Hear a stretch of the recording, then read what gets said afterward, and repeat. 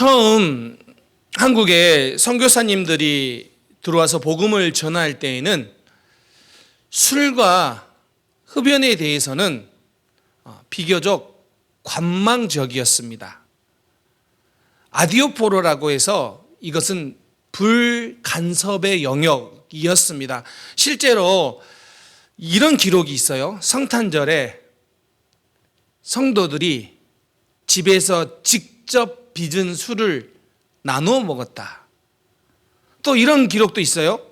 예배당에 들어오기 전에 곰방대를 입구에 정렬해 놓고 예배가 끝난 후에 성도들이 나가서 함께 흡연을 했다라는 기록이 남아 있어요. 자, 그런데 선교사님들이 한국에 복음을 전하면서 깨달았던 것 중에 하나가 뭐냐면 한국에 있어서 술과 흡연은 생각보다 훨씬 큰 문제였다라는 것입니다. 왜냐하면 한국 사람들의 특성은 취하기 위해서 술을 마신다는 거예요. 그리고 마셨다 하면 취하고 취했다 하면 꼭 큰 문제를 일으키는 사건들이 일어났습니다. 또한 당시 일본을 통하여 아편이 들어왔었는데 어린 아이들조차도 아편을 피울 정도의 상황들이 펼쳐진 거예요. 그래서 흡연을 그러니까 담배를 피우지 못하도록 금연하도록 했던 것이 우리 기록에 이렇게 남아 있습니다. 여러분, 1894년부터 선교사님들이 기독교인이 되어서 세례를 받을 때 요청했던 게 뭐냐면 금연이었어요. 그래서 당시에 나는 그리스도인이 되었습니다라고 밖으로 보여줄 수 있는 가장 큰 것 중에 하나가 바로 술을 끊고 담배를 끊는 거였습니다. 오늘 본문 술에 대한 이야기를 할 때 자주 등장하는 겁니다. 술을 취하지 말아야 되느냐, 술에. 아니면 술을 먹지도 말아야 되느냐. 이거 가지고 논쟁할 때 주로 등장하는 게 오늘 본문입니다. 여러분, 오늘 본문은 우리에게 술을 먹지도 말라일까요? 아니면 술에 취하지 말라일까요? 이걸 지금 이야기하고 있을까요? 여러분, 우리가 말씀을 조금 더 지난주부터 연결해서 보면 이렇습니다. 하나님은 성도들을 지혜롭게 불렀습니다. 여러분들은 지혜롭습니다. 성도의 이게 정체성입니다. 그런데 성도가 지혜롭게 살기 위해서 세월을 아끼라고 했습니다. 기억나시죠? 네, 기억나는 얼굴이죠. 네. 그리고 지혜롭게 살기 위해서는 어떻게 해야 되냐면 주의 뜻이 무엇인지를 분별해야 됐습니다. 그리고 나오는 게 오늘 술 취하지 말라. 이건 방탕한 것이니 오직 성령으로 충만하라입니다. 자, 그러면 오늘 본문은 이렇게 연결된 겁니다. 우리가 지혜롭게 살기 위해서는 어떻게 해야 됩니까? 성령으로 충만해야 된다라는 거예요. 자, 그러면 오늘 본문 말씀을 우리가 다시 한번 볼 텐데요.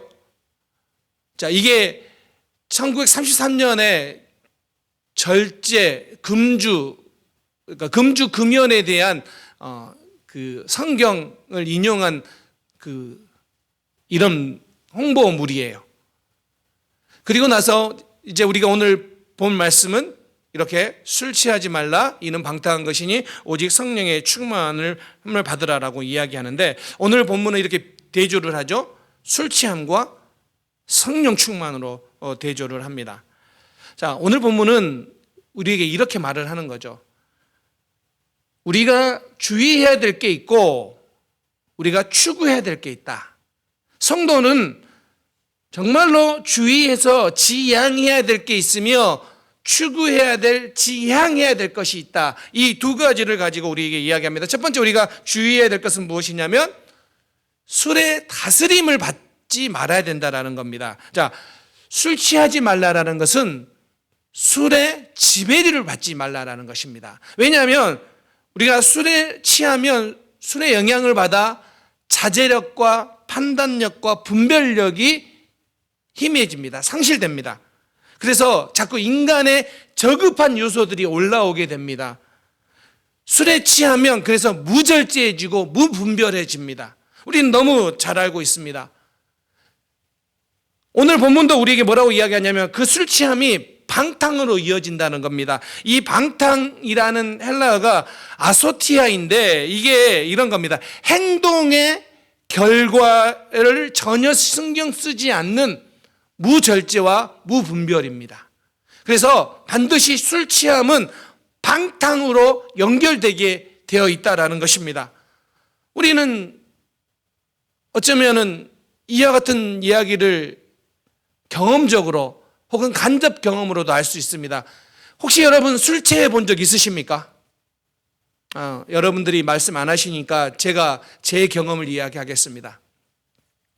저는 고등학교 때 1학년 때 여러분 호기심이 많잖아요. 그리고 또 제가 그때 한참 방황할 때였어요. 사춘기 시절에. 그래서 실제로 주말이 되면 친구들과 모여서 술을 한 잔씩 먹었습니다. 그러다가 고등학교 1학년이 됐는데 친구들이 캠핑을 가재요. 3박 4일 캠핑을 갔습니다. 3박 4일 동안 뭐 했겠습니까?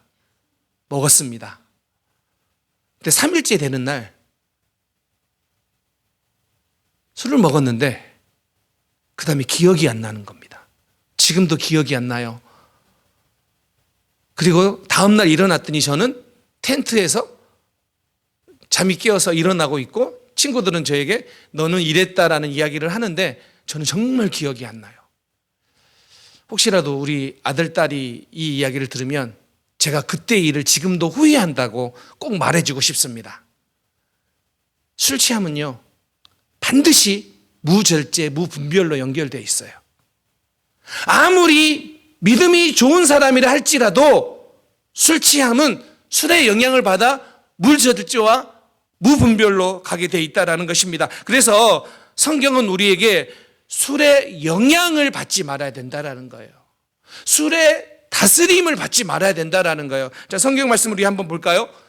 로마서 13장 13절 함께 읽겠습니다. 시작. 낮에와 같이 단정히 행하고 방탕하거나 술 취하지 말며. 디도서 2장 3절 함께 읽겠습니다. 늙은 여자로는 이와 같이 행실이 거룩하며 모함하지 말며 많은 술의 종이 되지 아니하며.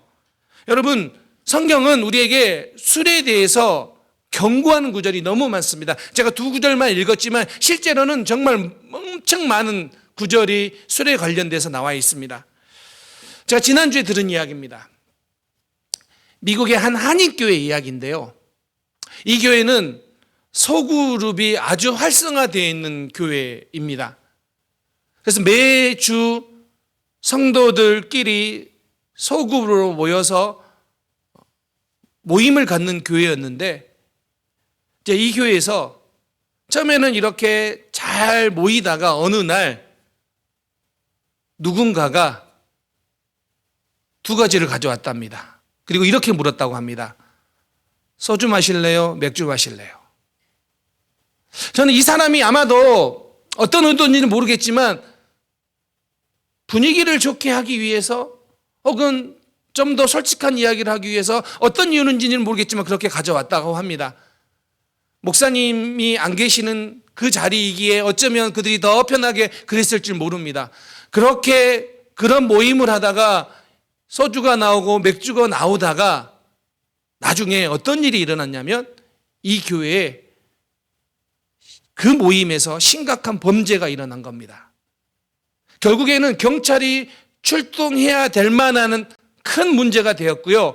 그 후에 그 목사님이 이야기하기를 몇 년 동안이나 교회에 그리고 목사님은 엄청난 어려움과 고난을 당했다, 겪었다라는 이야기를 하고 있습니다. 여러분, 술 취함은 우리의 삶을 방탕으로 이끌 수밖에 없어요. 성경이 우리에게 경고하고 있는 말씀이에요. 우리는 너무나 많은 이런 예들을 알고 있어요. 근데 여러분 우리가 다시 한번 생각해 보자는 거죠. 우리는 어떤 영향을 받고 있는 거예요? 어디로부터? 왜 여러분 사람들이 술을 마십니까? 어쩌면 이렇게 말을 많이 하는 것 같아요. 스트레스를 받아서. 그 스트레스를 풀기 위해, 삶이 고통스러워서 그 고난을 벗어나기 위해. 자, 그렇게 생각해 보면요, 여러분, 목회도 스트레스가 많거든요. 다양한 사람들이 모이니까 얼마나 여러 가지 일들이 일어나겠습니까? 그런데 여러분, 사역이 힘들다고 목사가 집에 가가지고 와이프하고 함께 술을 마시면서 스트레스 해소된다, 이런다면 되겠습니까? 여러분, 저는 농담으로 했는데 너무 진지하게 받아들이시는 거 아닙니까? 내 삶에 힘듦이 있다 할지라도 하나님을 의지하고 힘을 얻어야지 다른 것으로부터 위로를 받고 힘을 얻으려는 모든 시도들은 잘못된 것이라는 거예요. 이게 술에 영향을 받고 있는 그 부분을 지적하고 있는 겁니다. 여러분, 한국 교회가 술에 대해서 아주 스트릭한 거는 저는 참 좋다라고 생각합니다. 만약에 여러분 생각해 보세요. 술, 담배를 조선시대 초창기처럼, 복음이 전해진 초창기처럼 했다면 여러분 생각해 보세요. 만약에 목사가 설교를 준비하다가 설교가 잘 안 풀려요. 그러면 담배 한 대 피우는 거예요. 그러면 영감이 떠올랐다 하고 설교를 쓴다고 생각해 보세요. 사역하다가 힘들다고 그럴 때마다 술을 찾는다면 아마 알코올 중독 걸린 목회자들 많이 나타날 수 있을 거예요. 여러분, 이와 같다라는 거, 우리가 무엇을 의지하고 어떤 것에 영향을 받느냐, 그 이야기를 하고 있는 것입니다. 단순히 술의 문제를 이야기하고 있는 게 아니에요. 무엇에 지배를 받고 있느냐, 어떤 것에 영향을 받고 있느냐를 말하고 있는 겁니다. 그러면서 우리에게 권면하고 있는 거예요.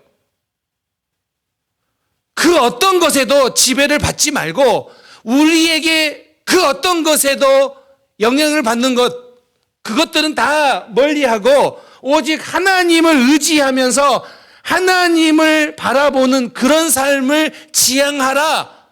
오늘 본문이 우리에게 그렇게 이야기하고 있는 거예요. 그게 우리가 걸어가야 될, 우리가 추구해야 될 삶이라는 겁니다. 자, 그러면서 우리가 주의해야 될 게 있고, 두 번째는 추구해야 될 게 있습니다. 자, 추구해야 될 게 무엇이냐면 오늘 18절 말씀, 자, 성령의 다스림을 받아야 된다라는 것입니다. 자, 18절에 성령으로 충만함을 받으라라고 있죠. 오직 성령으로. 자, 여기서 이 충만이라는 단어가 플레로라는 단어인데, 이 말은 어떤 것이 마음을 완전히 사로잡은 상태를 표현하는 단어가 충만이에요. 다시요. 어떤 것이 내 마음을 완전히 사로잡은 그 상태가 충만이에요.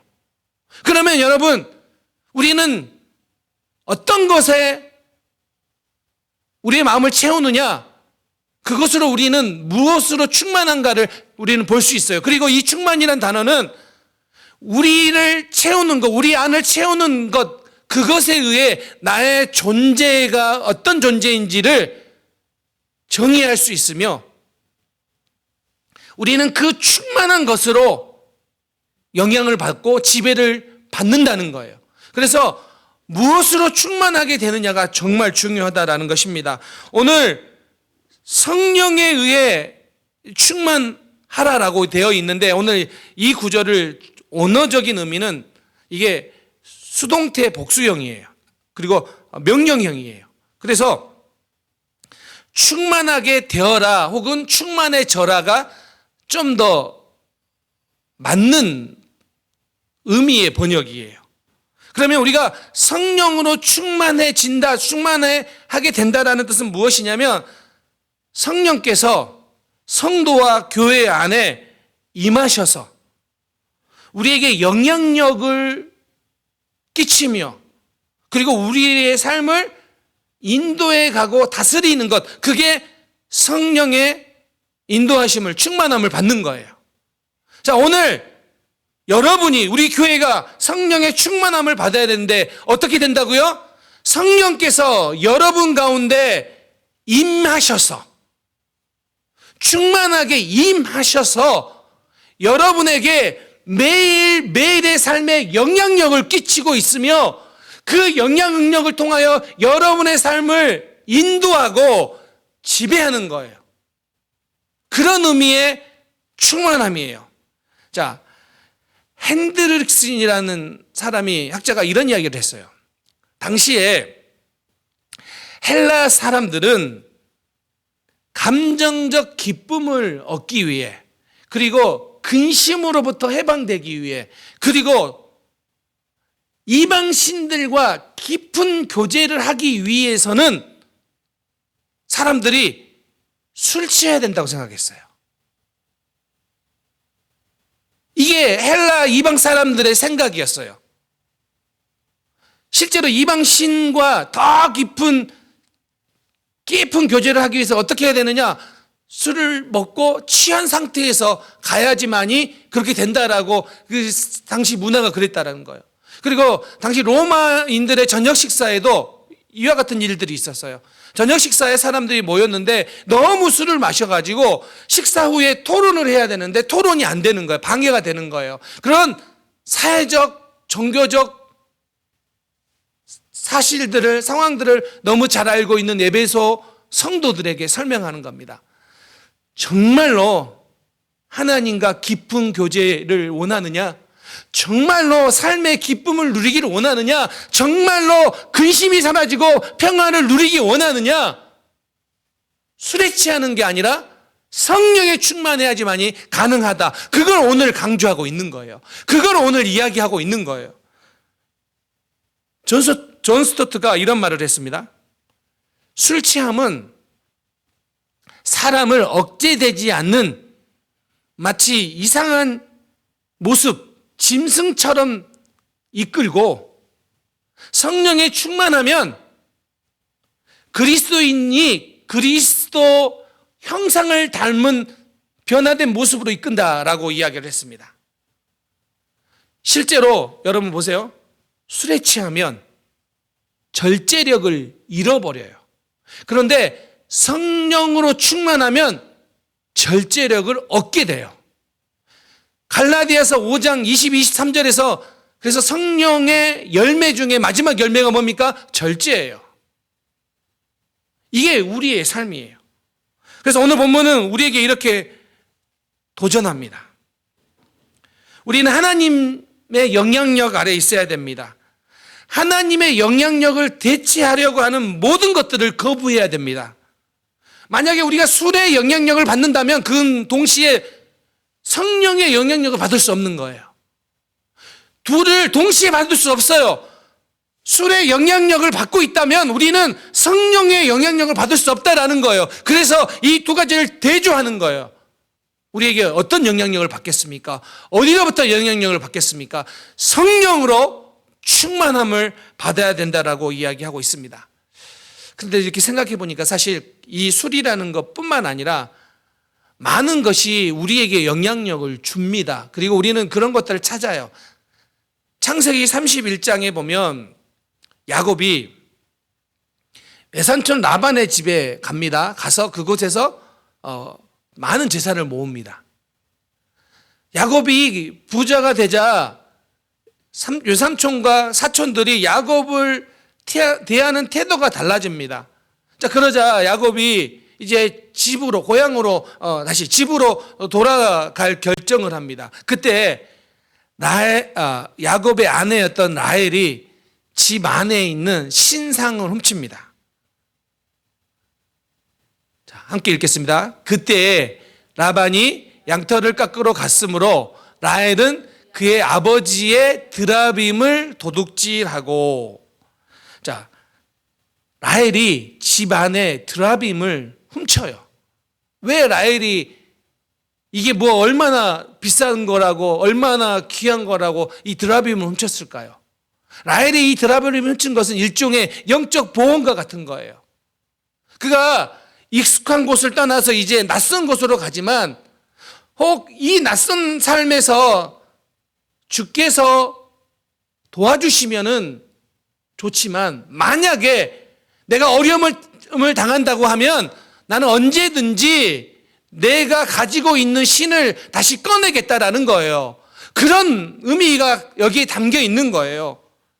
히브리어로 이 드라빔을 이 테라핌이라는 편안히 살다라는 단어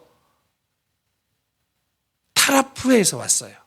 그러니까 이걸 가지고 있으면 어떤 의미예요? 편안히 살 수 있다라는 그런 희망을 가지고 있어요. 그런데 여러분, 그 신을 훔친 것 자체가 넌센스예요. 신을 훔쳐요. 이것 자체가 넌센스예요. 그래서 사실은 영어로도 이 household gods, 이게 가정 수호신이에요. 그 드라빔을 훔쳤다라는 겁니다. 근데 여러분, 우리도 이 라헬처럼 드라빔을 자꾸 가지려고 해요. 우리에게 안정을 줄 수 있는 것, 우리가 위기를 만나면 언제든지 꺼낼 수 있는 것, 그와 같은 것을 자꾸 가지려고 한다라는 거예요. 그런데 오늘 본문은 말하는 거예요. 술뿐만 아니라 우리가 의지하고 우리를 지배하고 우리를 편안히 하고 우리에게 영향력을 줄 수 있다고 생각하는 그게 어떤 것이라 할지라도 그 모든 것들을 우리는 따라서는 안 된다. 왜요? 우리는 오직 하나님만 의지하고 하나님만 따라가는 것이 이게 바른 길이고 이게 복된 길이기 때문이에요. 이것들은 다 잘못된 것들이고 이것들은 다 무너질 것들이기 때문에 오직 성령에 충만해야지만이 하나님만 의지하고 하나님만을 따라갈 수 있다는 것입니다. 그래서 오늘 본문은 우리에게 어떤 영향력을 받고 있는가? 하나님만 의지하고 하나님으로부터 영향력을 받으라고 오늘 우리에게 권면하고 있습니다. 자, 여러분, 왜 이게 중요하냐면 우리가 성령의 능력을 받으면 우리가 강해지기 때문입니다. 예수님이 먼저 보여주셨어요. 자, 함께 읽겠습니다. 사도행전 10장 38절. 하나님이 나사렛 예수에게 성령과 능력을 기름 붓듯 하셨음에 그가 두루 다니시며 선한 일을 행하시고 마귀에게 눌린 모든 사람을 고치셨으니 이는 하나님이 함께 하셨습니다. 예수님에게 성령을 기름 붓듯 하셨다. 다시요. 예수님에게 성령을 기름 붓듯 부으셨다라는 거예요. 그리고 그 능력으로 예수님은 복음을 전하며 능력을 행하셨고 십자가에 달리시고 부활하실 수 있었다라는 것입니다. 어떻게 해요? 성령의 능력으로. 자, 그러므로 오늘 우리는 성령의 충만함을 사모해야 됩니다. 왜요? 그 충만해야지 역사가 일어나기 때문입니다. 여러분, 사도행전을 보면요, 이런 기록들이 있어요. 베드로가 성령이 충만하여 이르되, 베드로가 성령의 충만으로 복음을 전하고 말씀을 선포했고요, 바울이 성령이 충만하여 복음을 전하러 다녔고요, 스데반을 향하여 뭐라고 이야기합니까? 스데반은 믿음과 성령이 충만한 사람이라고 말합니다. 뿐만 아니라 기도하러 많은 사람들이 모였는데 그들이 다 성도들이 성령이 충만하였다라고 기록하고 있습니다. 여러분, 성령 충만의 역사가 사도행전의 역사예요. 여러분 한 분 한 분이 성령으로 충만해질 수 있기를 바랍니다. 우리 교회 공동체가 성령이 충만해지는 공동체가 되기를 소망합니다. 이건 저에게도 마찬가지입니다. 제가 목사로서 저에게 있어서 설교 사역은 정말 중요합니다. 저는 그래서 지금도 설교 세미나나 설교학 책을 가지고 공부도 하고 연구도 하는 일을 즐거워합니다. 지금도 계속해서 하고 있습니다. 왜냐하면 내가 이미 오래전에 배웠지만 잊어버렸거나 다시 한번 컨펌하고 리마인드하기 위해서입니다.